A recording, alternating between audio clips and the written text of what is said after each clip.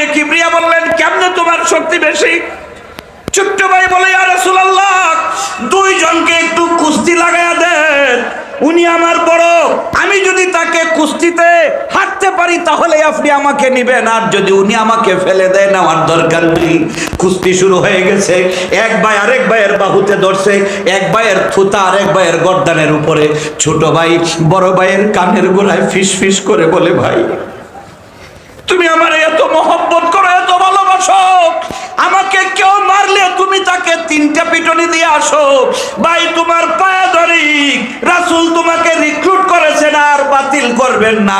একটা মাত্র অনুরোধ, তুমি এখন পরে যাও, যাতে প্রমাণ হবে আমি তোমার বুকের উপরে বৈশা দেখাবো তোমার চেয়ে সত্যি আমার বেশি। এইটা যদি করতে পারো, আল্লাহর হাবিব আমাকেও তোমার সঙ্গে যুদ্ধের মেহমান বানিয়ে দিবে।